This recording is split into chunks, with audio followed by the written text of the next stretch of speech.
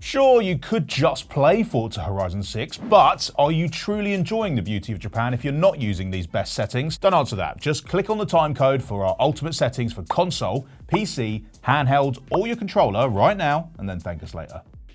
When you boot up Forza Horizon 6 on Xbox Series X or S for the very first time, you're going to be excited, but your default settings will be quality mode and long motion blur. While the game looks absolutely stunning in these settings, they're not what we'd recommend if you'd like to win more races and smash that wristband progress. Instead, we're going to set our image quality to performance and motion blur length to short for smooth 60 FPS visuals and the very best input lag. You can always swap back to quality mode for when you're doing photo mode sessions instead if you like, but of course you should definitely check your console settings as well and ensure that you've got the highest resolution and refresh rate enabled, as well as enabling any other features compatible with your TV or monitor such as Dolby Vision, auto low latency mode, HDR, and the right color depth.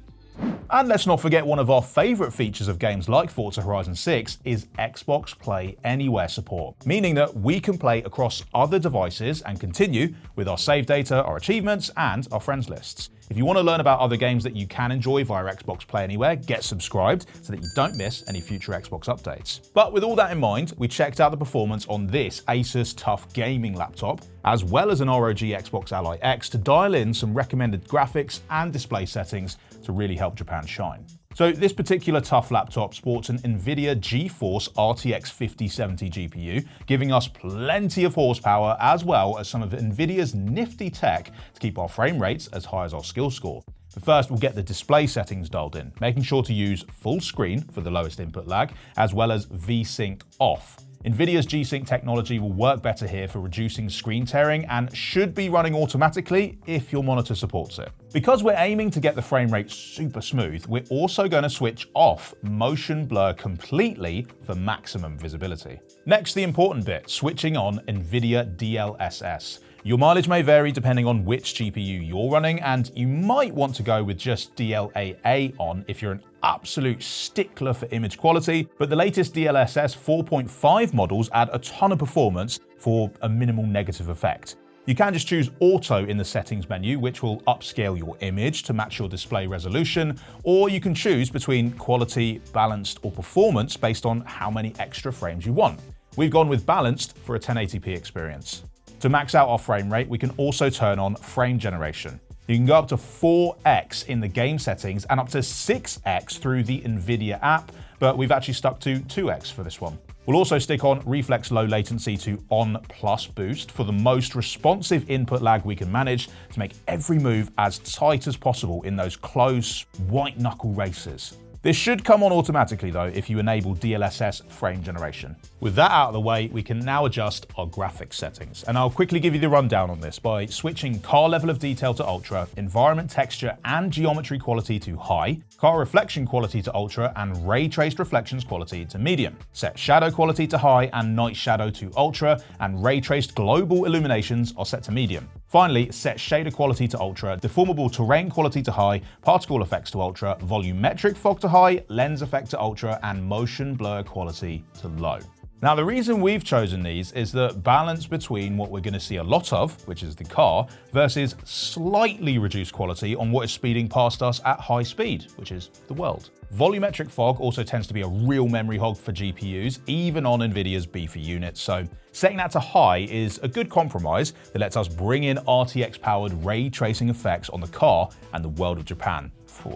Our frame rates hit a staggering 140 FPS fairly consistently in and around Tokyo, with gorgeous image quality and high responsiveness. But if you're still not getting quite those gains, you can be more aggressive with DLSS super resolution, or just increase your frame generation multiplier to see if you can push those frames back up again. But next, let's quickly go over some Xbox Ally X settings.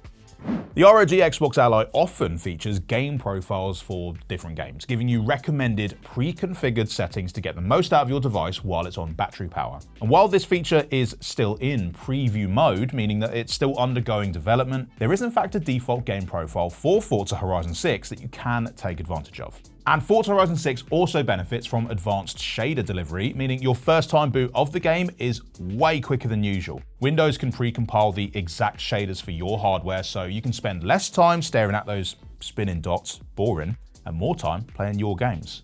While the default game profile is a great option for some hassle-free gaming, if you'd like to push the frame rate a bit higher and enjoy some 60 FPS driving, then you can try out these settings for your Xbox Ally X. Now, it goes without saying that make sure that you always keep your Xbox Ally up to date with all of its firmware and drivers by going to Armoury Crate and installing those first. And then we can stay in Armoury Crate and dedicate some extra memory to the GPU, giving us just a bit more floor when it comes to the settings that we want to dial up in Forza's menu later on. Next, let's lock in those settings to help us hit that 60 FPS target. Head into Armoury Crate, then go to Performance, GPU, Settings, and change that GPU memory assigned to at least 12 gigabytes. We use the built-in benchmarker to get as close to 60 FPS as possible without compromising image quality too much, and we found that the following settings were to our taste. First, we entered Command Center and checked that AMD fluid motion frames were switched on, our FPS limiter was lifted up to 60 FPS, and Radeon Super Resolution and CPU Boost were switched on.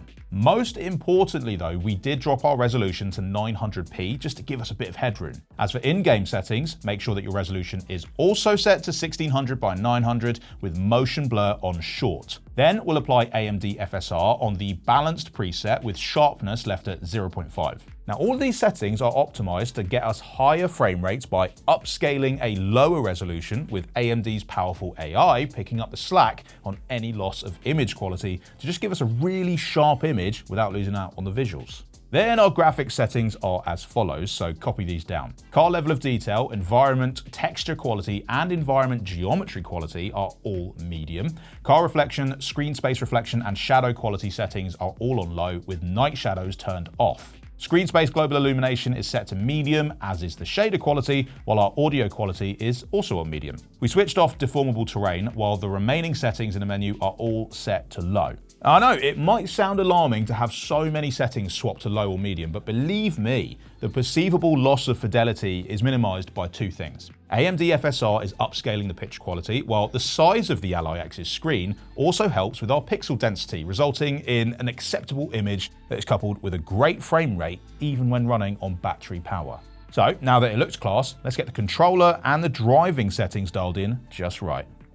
As a best-in-class premium controller, the Elite Series 2 is perfect for Forza Horizon 6, thanks to the ability to customize and tweak various settings for higher performance in-game. And we love checking out new controllers and hardware on our channel, so if that's something you're also interested in, drop us a sub right now. Anyway, here's a quick run-through of the settings that we use that we found really great success with. On your left stick, set your tension to max with the included tool and swap over to a tall thumbstick. This is because that stick is in charge of your steering wheel, so having finer levels of control over it makes a big difference when trying to nail the perfect entry on a corner so that you can shave those milliseconds off your hot lap time. You can also achieve a snappier level of control on steering by heading into the Xbox Accessories app, either on your Xbox or your PC, and changing the response curve of the left stick to aggressive. This gives you a quicker ramp up on steering, which can help you react faster. And that way you can dodge traffic and swerve your opponents with less delay between your brain telling your thumb, telling the stick, telling the game to do so. Trigger stops are excellent for FPS games, but not so much for racing, so make sure that they are switched off. This gives you the full range of motion to be able to better control the acceleration and the braking of your car. Feathering your acceleration around long turns can give you a better exit, and that's something that's practically impossible to do with hair trigger stops on.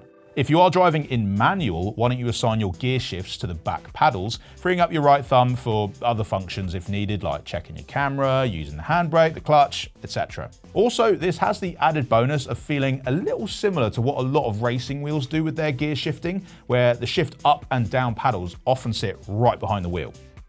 We do have tons of other tips for Forza Horizon 6 in our other videos, but for now, let's just get your driving settings set up the way that we found really useful. So it's your preference of automatic over manual, that's totally your call. But it is worth noting that players who master manual shifting tend to have a speed advantage over most other players. So it's definitely worth practicing, but don't worry too much if you can't get it down, because automatic is perfectly fine. I mean, it's your game after all. Now, we like to play with driving line switch to braking only to encourage more strategic racing lines and to help you more naturally learn how your car reacts to different road conditions and maneuvers. Set braking to ABS on with traction control and stability control off. Keep launch control on for better starts on the grid and take your pick of the steering options, though we like simulation for what it's worth. All done. I know that was a lot to get through, but now you can cruise through Japan with all the serenity and grace of a fully kitted out trail cat going 150 miles an hour through some trees without a care in the world. Thanks for watching. Drop your own tips in the comments and we will see you in the next one. Bye.